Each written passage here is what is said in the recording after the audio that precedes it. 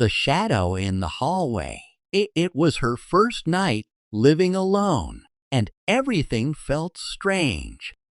Emma, a young college student, had just moved into her new apartment. It wasn't a fancy place, but it was hers, and she was proud of it. Boxes still filled the small living room, but she had unpacked just enough to make the space feel a little cozy. Her parents had helped her move in earlier that day, and when they left, she promised them she would be fine. But as the sun went down, she started to feel uneasy. The building was quiet, too quiet. Emma wasn't used to silence. Back home, there was always noise. Her younger brother laughing, the TV playing in the background, her parents chatting in the kitchen. Here, all she could hear was the hum of the refrigerator and the occasional creak of the floorboards. She tried to tell herself it was just a new environment and that she'd get used to it soon. To distract herself, Emma decided to unpack more boxes. She worked on setting up her books on the shelf and hanging a few pictures on the walls. She even put up some fairy lights to make the apartment feel warmer. By the time she finished, it was almost midnight. She felt a little better. Her apartment looked more like home now, and she was proud of how much she had done. Feeling tired, Emma made herself a cup of tea and sat on the couch. She scrolled through her phone, texting her best friend about the move and posting a picture of her setup. The warm tea and the glow of her fairy lights made her feel more relaxed. But just as she was about to head to bed, she heard a noise in the hallway. It wasn't loud, just a faint sound, like a shuffle or a tap.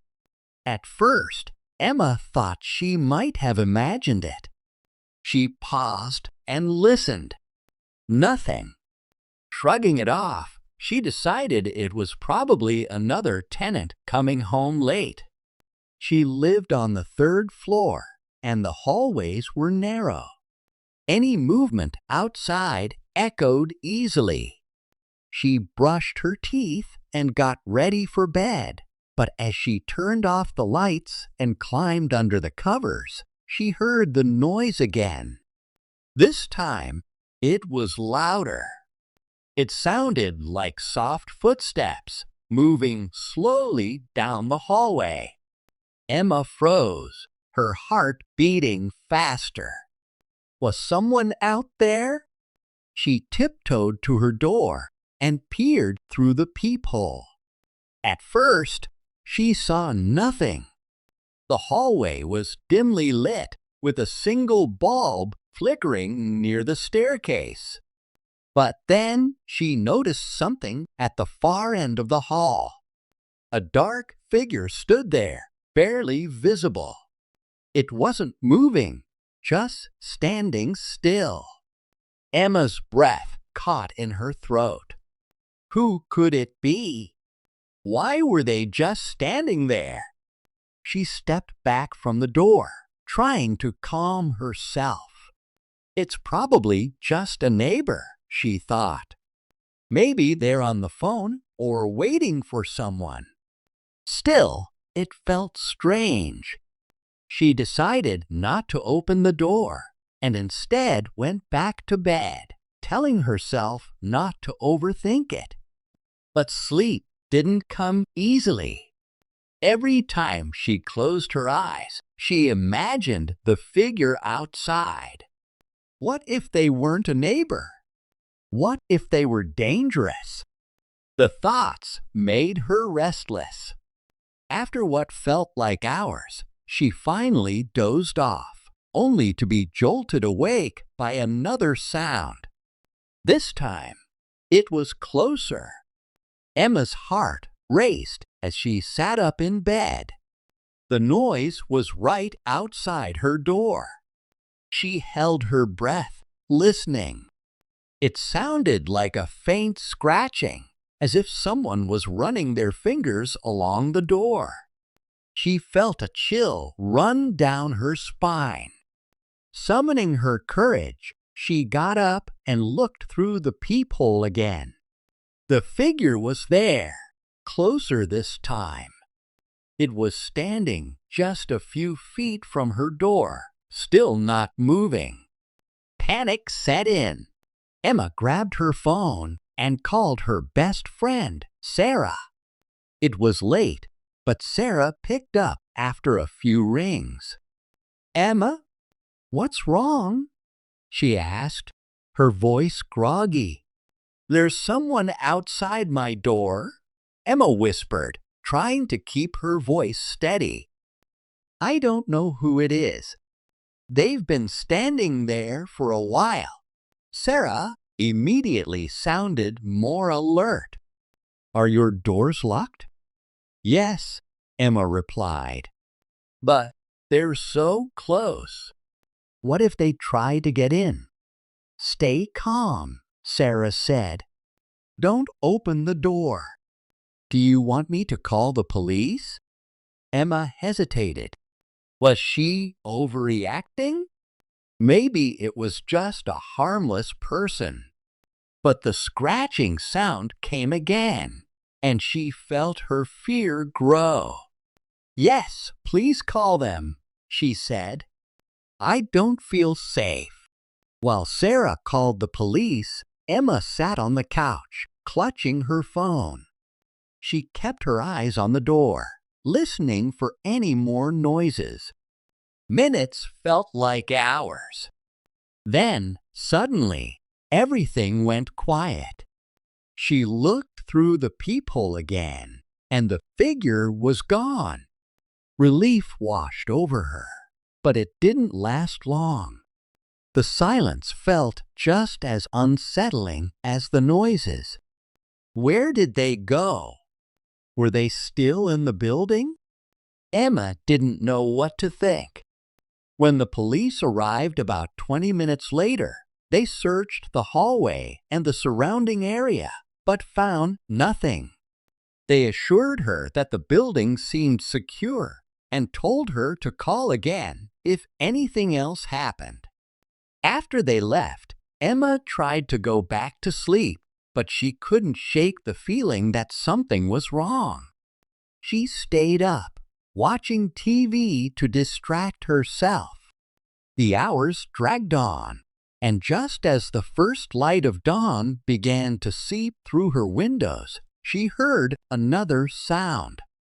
This time, it came from inside her apartment. Emma's blood ran cold.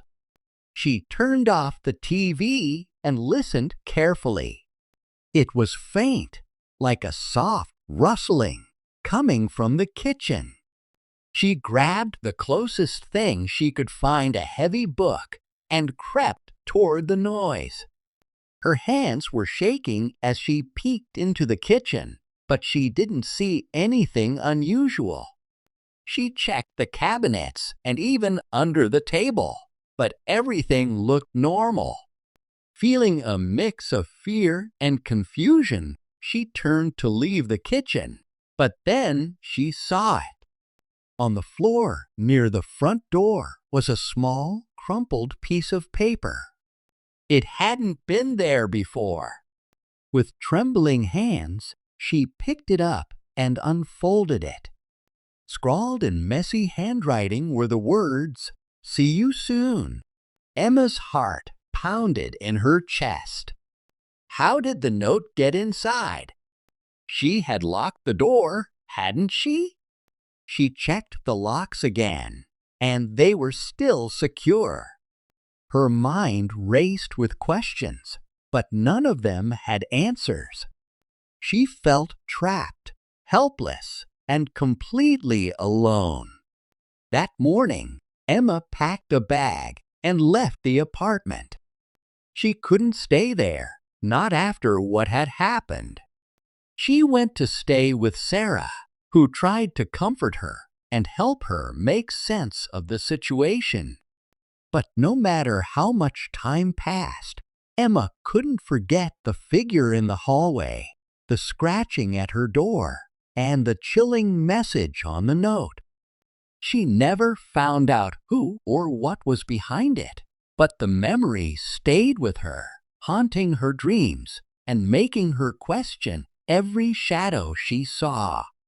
From that night on, Emma never felt truly safe again. The shadow in the hallway had changed her forever. The voice from the attic, Emma gently rocked her baby, Lily, back and forth in her arms. The soft hum of a lullaby filled the nursery as she swayed, her tired eyes fixed on the tiny face of her daughter. This was their first night alone together.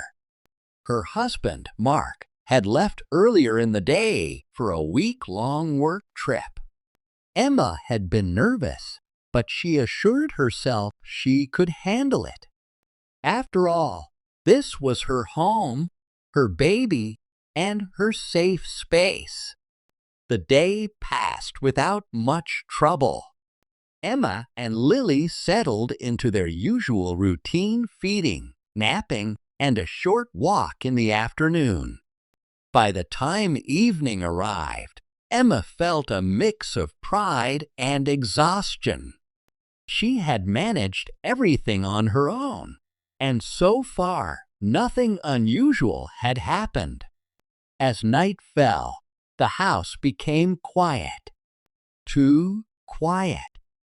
Emma found herself jumping at small sounds, the creak of the floorboards, the hum of the refrigerator, and the occasional rustle of the wind outside. She reminded herself that it was just her imagination. "It's just the house settling," she whispered to herself as she climbed into bed, the baby monitor set up on the nightstand. It was around 2 a.m. when Emma woke up to a strange sound. At first, she thought it was Lily crying, but the sound wasn't coming from the baby monitor. She sat up, listening closely. It was faint, almost like a whisper, and it seemed to be coming from above the nursery. The attic. Emma froze. Her heart began to race as she strained to hear more. The sound was faint but constant, like someone whispering words she couldn't quite make out. She shook her head, trying to convince herself it was nothing. Maybe it was the wind, or maybe her tired mind was playing tricks on her. She lay back down and pulled the covers up to her chin. "You're just overthinking it," she whispered, her voice trembling. "Everything's fine." But she didn't feel fine. The whispers stopped, and for a moment, the silence was comforting. Emma closed her eyes and tried to relax. Just as she was drifting back to sleep, the baby monitor crackled to life. A soft cry echoed through the speaker, followed by something that made Emma's blood run cold. A voice. "Lily!" Emma bolted upright, her heart pounding in her chest. She stared at the baby monitor, her hands shaking as she picked it up. The screen showed the nursery, dimly lit by a nightlight shaped like a star. Lily was in her crib, fast asleep. There was no one else in the room. The voice came again, softer this time, but unmistakable. "Lily!" Emma's breath caught in her throat. Her mind raced with questions. Was someone in the house? How could they have gotten in? And why were they in the attic? She wanted to call Mark, But what could he do from hundreds of miles away? She grabbed her phone and hesitated, her thumb hovering over the emergency call button.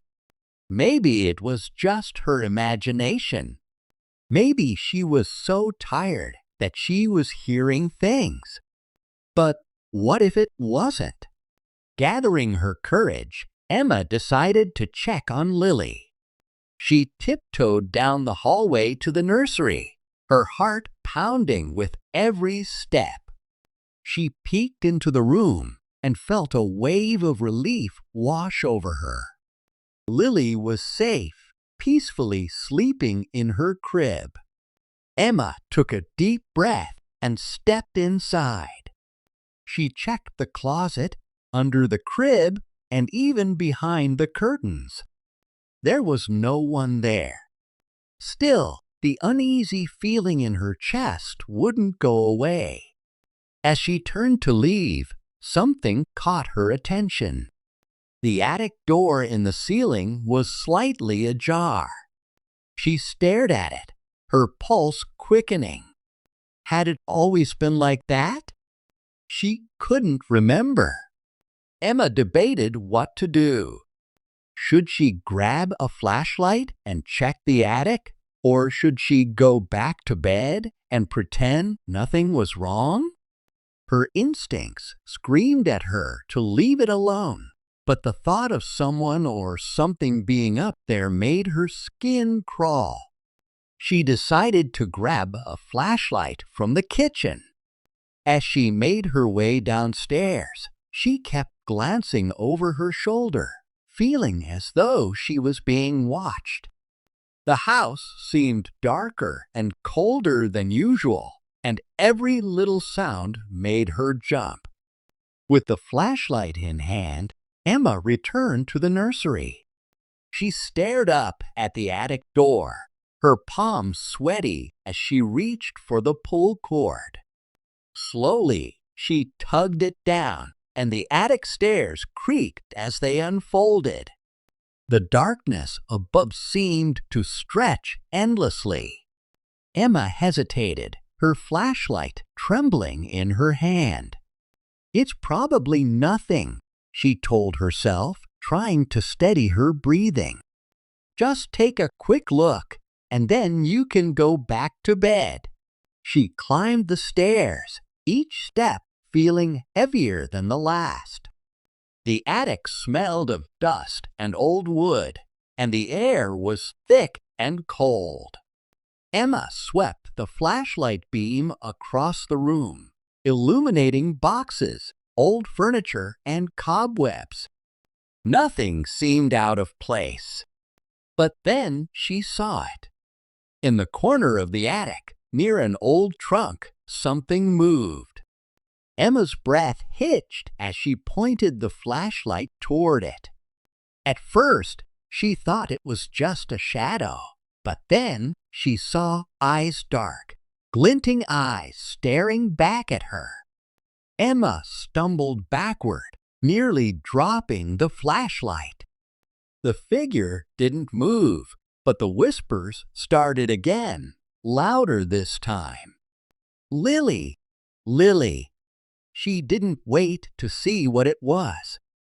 Emma turned and ran down the stairs, slamming the attic door shut behind her. She locked herself in the nursery with Lily, her hands shaking as she dialed 911. The operator's calm voice was a stark contrast to Emma's panic. She explained what had happened, and within minutes, police officers arrived at the house. They searched the attic and the rest of the home, but found no one. The officers assured Emma that the house was secure, but the look in their eyes told her they thought she was imagining things. Emma didn't sleep for the rest of the night. She sat in the nursery, clutching Lily to her chest, the baby monitor by her side. The whispers didn't return, but the feeling of unease lingered. Over the next few days, Emma couldn't shake the memory of what she had seen. She started noticing other strange things around the house, objects out of place, faint footsteps in the hallway, and cold spots that made her shiver. She tried to convince herself it was all in her head, but deep down, she knew something was wrong. When Mark returned from his trip, Emma told him everything. He listened patiently, his brow furrowed with concern. "It was probably just the stress of being alone," he said, trying to reassure her. "I'll check the attic again, just to be sure." But when Mark climbed into the attic, he found something Emma hadn't seen: a small, worn doll sitting in the corner where she had seen the figure. Its glass eyes seemed to follow him as he picked it up. Mark brought the doll downstairs, showing it to Emma. "Did you put this up there?" he asked. Emma shook her head, her face pale. "I've never seen that before." Neither of them knew where the doll had come from or how it had ended up in their attic. But one thing was certain: their home wasn't as safe as they had thought. From that night on, the whispers returned, growing louder and more insistent. Emma and Mark realized they had to confront whatever was haunting their home or risk losing the one thing they loved most: their baby. The Man in the Window, a quiet weekend. It was a chilly Friday evening when Sarah's parents left for their weekend trip. They trusted her enough to let her stay home alone for 2 nights. She was 16, responsible, and had promised to keep the house in order. Her parents gave her a list of rules before they left. Lock the doors, don't stay up too late, and call them if anything unusual happened. Sarah, eager to prove she could handle herself, reassured them with a confident smile. As their car pulled out of the driveway, Sarah felt a mix of excitement and nervousness. She had the whole house to herself, and she planned to enjoy it. She made popcorn, grabbed a cozy blanket, and settled on the couch to binge watch her favorite TV show. The house was quiet, except for the faint hum of the heater and the occasional creak of the old wooden floors. At first, the silence felt peaceful, but as the evening wore on, it started to feel heavy, almost too quiet. The first glimpse around 9 p.m., Sarah decided to grab a soda from the kitchen. As she walked past the large living room window, something caught her eye. She froze. Outside, in the dim glow of the porch light, stood a man. He was tall, wearing a dark coat, and his face was hard to see in the shadows. He didn't move, just stood there, staring into the house. Sarah's heart raced. She quickly stepped back, out of his line of sight. Her mind raced with questions. Who was he? What did he want? Was he lost? She peeked out again, but he hadn't moved. Trying to stay calm, Sarah closed the curtains tightly and locked the front door, even though it was already locked. She told herself it was nothing to worry about. Maybe he was just someone passing by. Maybe he'd leave soon. Trying to forget, Sarah returned to the couch, but she couldn't focus on her show anymore. Every small noise made her jump. She kept glancing at the curtains, half expecting to see the man's shadow. To distract herself, she texted her best friend, Emma. "Sarah, Hey, can you chat? Emma, sure. What's up? Sarah, there's this guy outside my house. It's creepy. Emma, what? Call the police. Sarah, I think he's gone. He was just standing there. Maybe he's lost? Emma, still, that's super weird. Lock all the doors. Sarah told Emma she'd be fine and ended the conversation, but she couldn't shake the uneasy feeling. She double-checked all the locks in the house and even turned on a few extra lights. Eventually, she convinced herself it was nothing and decided to go to bed early. The strange noise at around 2 a.m. Sarah woke up to a noise. It wasn't loud, but it was enough to jolt her awake. It sounded like something had moved downstairs. She sat up in bed, her heart pounding. Maybe it was just the house settling? Old houses made noises all the time, right? She tried to ignore it, but then she heard it again. This time, it sounded like a soft thud, like something heavy being dropped. Fear crept over her. She grabbed her phone and opened the flashlight app. Slowly, she tiptoed to her bedroom door and listened. The house was silent again. Maybe I'm imagining things, she thought. But just as she was about to head back to bed, she heard a creak, like a footstep on the stairs. The realization, Sarah's blood ran cold. Someone was in the house. Her first instinct was to call her parents, but then she thought about calling the police instead. With shaking hands, she dialed 911, but before she could press call, she heard another noise closer this time. It was coming from right outside her bedroom door. She turned off her flashlight and backed away from the door, trying to stay quiet. Her mind raced. How did he get in? The doors were locked.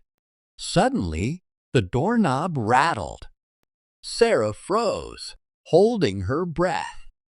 The door didn't open, but she could hear faint breathing on the other side. Tears welled up in her eyes as she clutched her phone, ready to call for help if needed. A desperate plan after a few minutes that felt like hours. The noise stopped. Sarah didn't hear footsteps moving away, but the breathing was gone. She waited, listening intently. When she felt it was safe enough, she quietly moved toward her window. She slid it open as slowly as possible, praying it wouldn't make a noise. Her bedroom was on the second floor, but there was a sturdy tree just outside. She had climbed it many times as a kid. Without hesitation, she crawled out the window and onto the tree branch. Her heart raced as she carefully made her way down to the ground. Once outside, she ran as fast as she could to her neighbor's house. She rang the doorbell frantically until the lights came on. Mr. and Mrs. Parker, an older couple who had lived next door for years, opened the door, looking concerned. "Sarah? What's wrong?" Mrs. Parker asked. "There's someone in my house," Sarah managed to say between gasps for air. Help arrives. The Parkers immediately called the police. Sarah stayed with them, trembling and trying to calm down. She explained everything to the officers when they arrived. They searched her house from top to bottom, but didn't find anyone. However, they did find signs of a break-in. The back door's lock had been tampered with, and a window in the basement was wide open. The police assured Sarah that she was safe now and promised to keep an eye on the neighborhood. But even with their reassurance, she couldn't shake the fear that lingered. Who was the man? What did he want?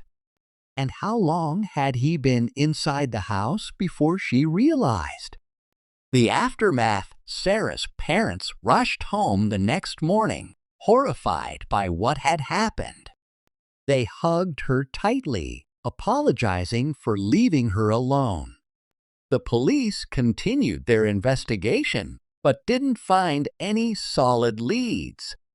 Sarah couldn't stop replaying the night in her head, wondering what would have happened if she hadn't climbed out that window. The experience changed her. She became more cautious, always double-checking locks and staying alert to her surroundings. Over time, the fear faded, but she never forgot the man in the window and the terror he brought into her quiet weekend. Epilogue: months later, Sarah heard a news report about a man who had been caught breaking into homes in her area. The description matched the man she'd seen. She felt a strange mix of relief and unease. He was caught, but the memory of that night would stay with her forever. She had faced her worst fear and survived, but the lesson was clear. Sometimes, even the safest places can hold unexpected dangers.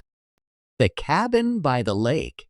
A writer named Emily decided she needed some peace and quiet to work on her new book. She had been struggling with writer's block for months, and her deadline was getting closer. Her publisher suggested taking some time away from distractions, so Emily rented a small cabin by a lake. It was the perfect place to focus, far from the noise of the city, surrounded by tall trees and the calm waters of the lake. When Emily arrived at the cabin, she felt excited. The place was cozy, with a small kitchen, a living room with a fireplace, and a bedroom upstairs. Outside, there was a wooden deck overlooking the lake. It seemed like the ideal spot to write. She unpacked her things, set up her laptop on the desk near the window, and decided to take a walk to explore the area. The lake was beautiful. The water was still, reflecting the trees and the sky like a mirror. Emily noticed how quiet it was. There were no cars, no voices, just the soft rustle of leaves in the wind and the occasional chirp of a bird. She felt inspired already. "This is just what I needed," she thought. As the sun began to set, Emily returned to the cabin. She made herself a cup of tea, lit a fire in the fireplace, and sat down to write. Words began to flow, and for the first time in weeks, she felt like she was making progress. Hours passed, and she didn't even notice until she glanced at the clock. It was nearly midnight. Feeling pleased with her work, she decided to call it a night. Just as Emily was getting ready for bed, she heard a sound outside. It was faint, like something rustling in the bushes. She paused and listened carefully. Maybe it was just the wind, she thought. But then she heard it again. This time, it sounded like footsteps. Her heart started to race, but she told herself it was probably an animal, maybe a deer or a raccoon. After all, she was in the middle of the woods. Trying to shake off her nervousness, she climbed into bed and pulled the blankets up to her chin. Soon, she drifted off to sleep. The next day, Emily woke up feeling refreshed. The morning sun streamed through the window, and the lake sparkled in the light. She decided to take her coffee out onto the deck and enjoy the peaceful view. As she stepped outside, something caught her eye. There was a trail of muddy footprints leading from the edge of the lake all the way to her cabin door. They were too big to be from an animal. Emily's stomach tightened. Someone had been here.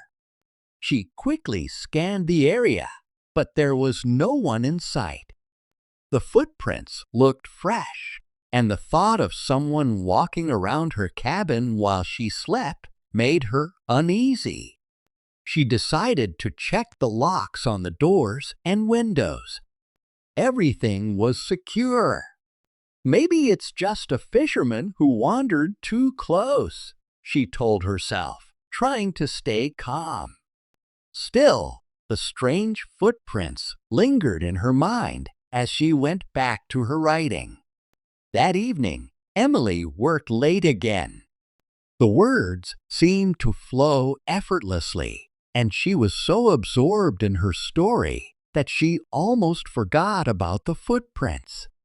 As the night grew darker, she lit a few candles and turned off the overhead light to create a cozy atmosphere. The soft glow of the candles and the crackling fire in the fireplace made the cabin feel warm and safe. But just as Emily was finishing a chapter, she heard a tapping sound. It was faint at first, almost like raindrops, but then it grew louder. She froze, her fingers hovering over the keyboard. The sound was coming from the window. Slowly, she turned her head to look, but the curtains were drawn, and she couldn't see outside. Her heart pounded in her chest. It's probably just a branch hitting the glass, she thought. But the tapping didn't stop. It was rhythmic, deliberate. Summoning her courage, Emily got up and walked to the window.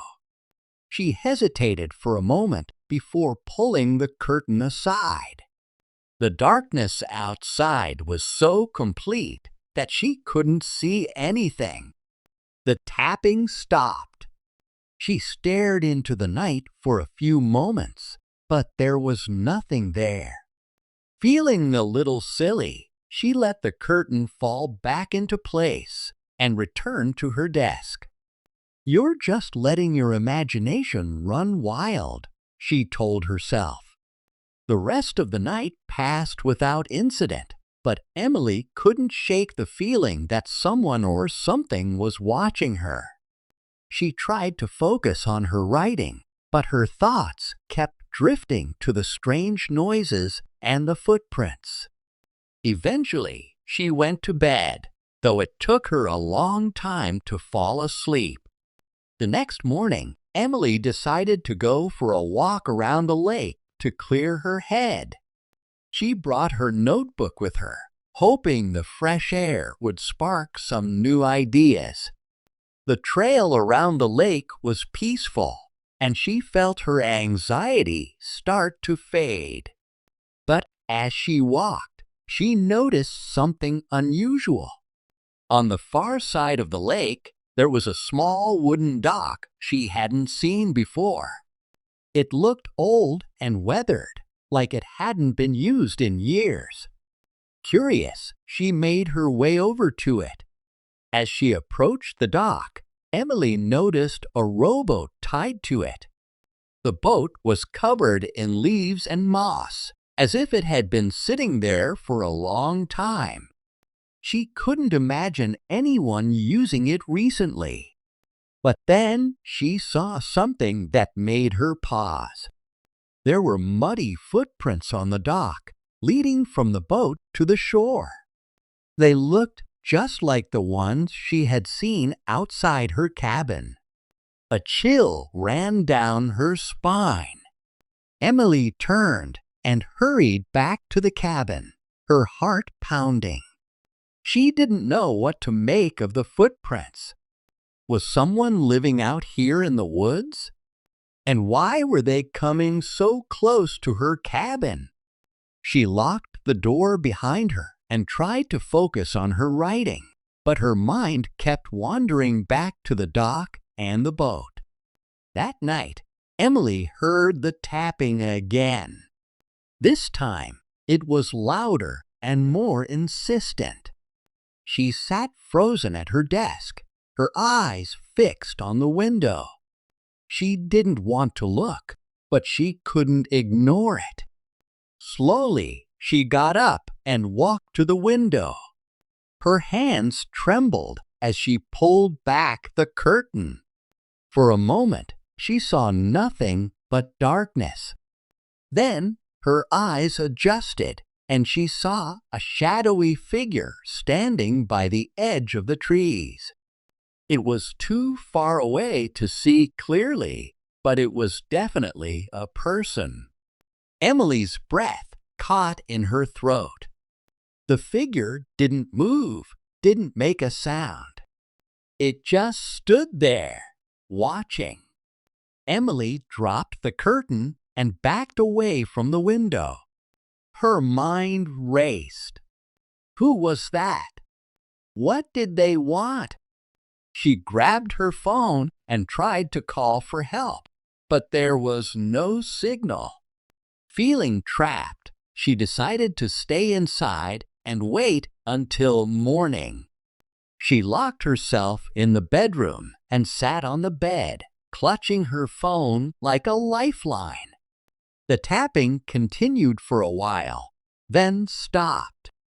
Eventually, exhaustion overtook her, and she fell into a restless sleep. The next morning, Emily found another trail of footprints outside her cabin. This time, they circled the entire building before disappearing into the woods. She felt a mix of fear and frustration.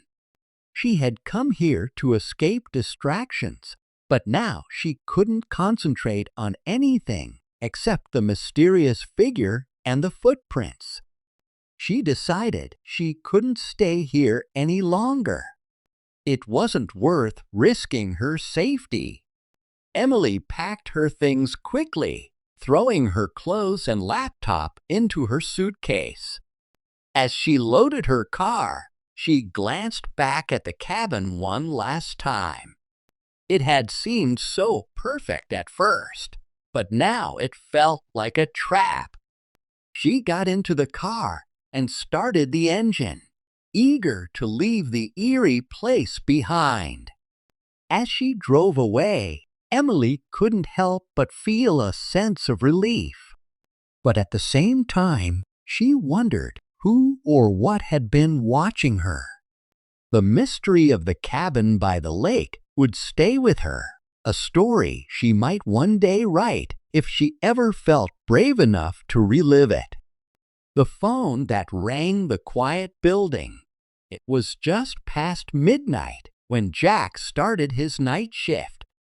The office building was empty and silent, except for the faint hum of the air conditioning.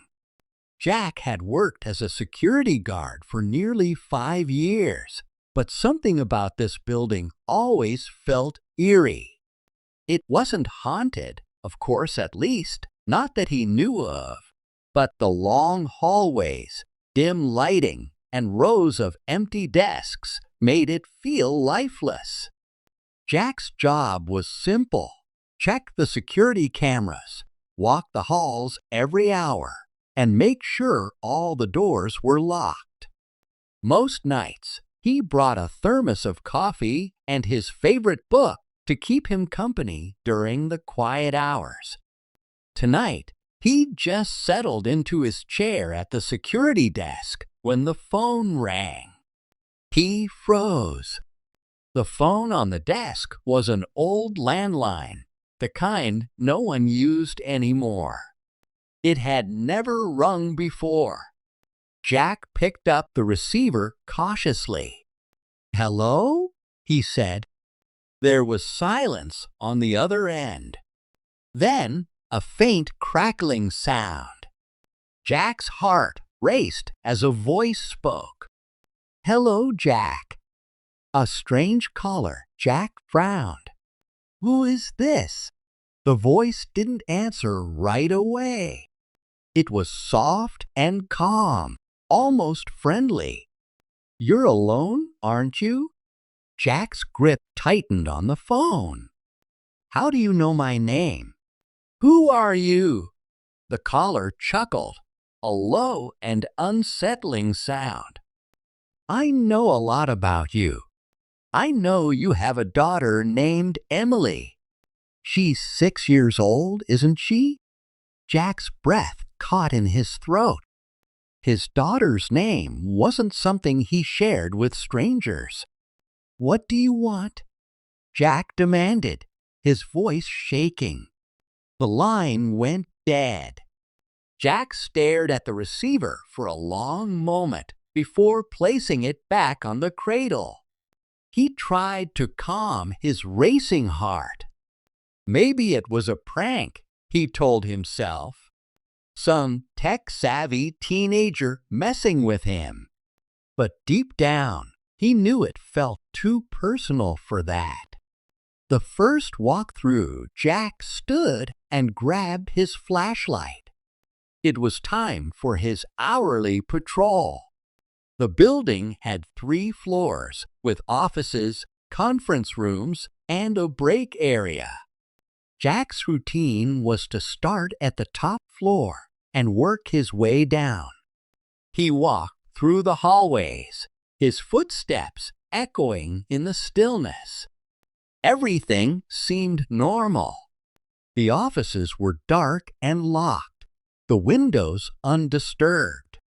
He tried to push the phone call from his mind, but it lingered like a shadow. By the time he returned to the security desk, he felt a little calmer. He sat down, took a sip of his coffee, and looked at the monitors. The screens showed empty hallways and offices. Everything seemed fine. Then the phone rang again. A disturbing revelation. Jack hesitated before picking up the phone. "Whoever this is, stop calling," he said firmly. The voice on the other end ignored him. "You haven't been honest, have you?" it said. "What are you talking about?" Jack snapped. The voice chuckled again. "You think you can hide the past? I know what happened. I know about the car accident." Jack's stomach dropped. He hadn't told anyone at this job about the accident. It had been years ago, but the memory still haunted him. One rainy night, he'd lost control of his car. His wife, Sarah, had been in the passenger seat. She hadn't survived. "Who are you?" Jack demanded, his voice shaking. "You'll find out soon," the voice said. Then the line went dead again. Jack slammed the receiver down. This wasn't a prank. Whoever was calling him knew too much. Tracing the call, determined to get answers, Jack pulled out his phone and searched for a way to trace a call. He found an app that could track the source of a landline call. The next time the phone rang, he'd be ready. He didn't have to wait long. The phone rang again within minutes. Jack picked up the receiver and answered, keeping his voice steady. "Hello? Hello, Jack," the voice said, sounding amused. Jack activated the app and waited. "Why are you doing this?" he asked, stalling for time. The voice didn't answer. Instead, it said, "Check the office on the second floor, room 213. Before Jack could respond, the line went dead. He looked at his phone. The app had traced the call, but what he saw made his blood run cold. The call was coming from inside the building. Room 213. Jack grabbed his flashlight and a heavy-duty baton he kept for emergencies. He made his way to the second floor, his heart pounding with every step. The hallways were darker than usual, the lights flickering faintly. When he reached room 213, he hesitated. The door was slightly ajar. Jack pushed it open and shone his flashlight inside. The office was empty, just a standard room with a desk, chair, and filing cabinet.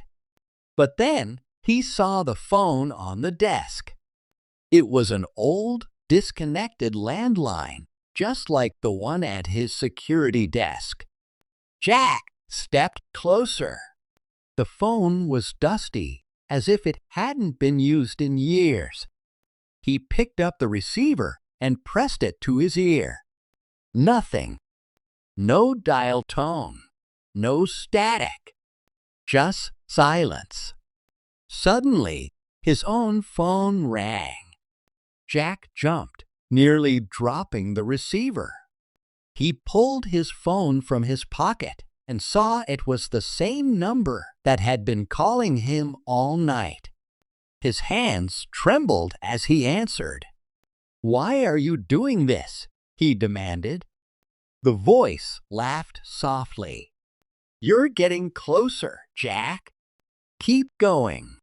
The basement, the voice gave Jack another instruction. "Go to the basement." Jack didn't want to obey, but he felt like he didn't have a choice. He needed answers.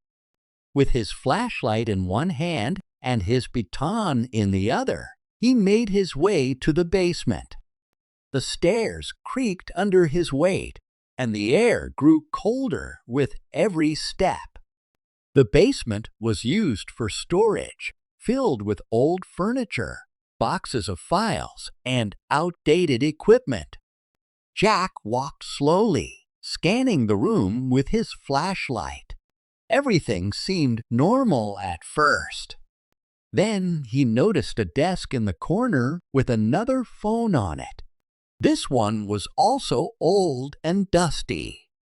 Before he could approach it, the phone rang.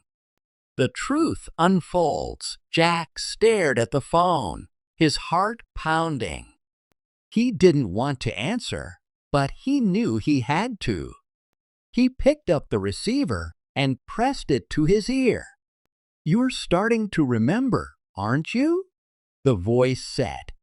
Jack frowned. "Remember what?" The voice was silent for a moment. Then it said, "This building isn't what you think it is. And neither are you." Jack's mind raced. What was the caller talking about? He tried to ask more questions, but the line went dead again. Frustrated, he slammed the receiver down. Then he noticed something on the desk, an old photograph. It showed a group of people standing in front of the building. Jack recognized one of them immediately. It was him. But the photo looked old, much older than it should. The edges were yellowed, and the clothing styles were outdated. Jack's face in the picture looked exactly the same as it did now. A haunting realization. Jack's head spun. How could he be in an old photo? He didn't understand. Suddenly, memories he couldn't place started flooding his mind. He remembered working in the building years ago, but not as a security guard. He'd been one of the employees. He'd had an office on the third floor. But how was that possible? The phone rang again, breaking his thoughts. Jack hesitated, then answered. "You're starting to see the truth," the voice said. "You've been here before, Jack, and you'll never leave." The endless night, Jack's mind raced as he pieced the clues together. The building wasn't just a workplace. It was a trap, a place he was tied to for reasons he couldn't fully remember. The voice on the phone wasn't a stranger. It was a part of him, or something that knew him better than he knew himself. No matter how hard he tried to leave, he always found himself back at the security desk, the phone ringing to remind him of the past he couldn't escape. As the hours stretched on, Jack realized the truth. This night would never end. He was trapped in the building, reliving his mistakes, his regrets, and his secrets over and over again. And the phone would keep ringing, reminding him of everything he wanted to forget.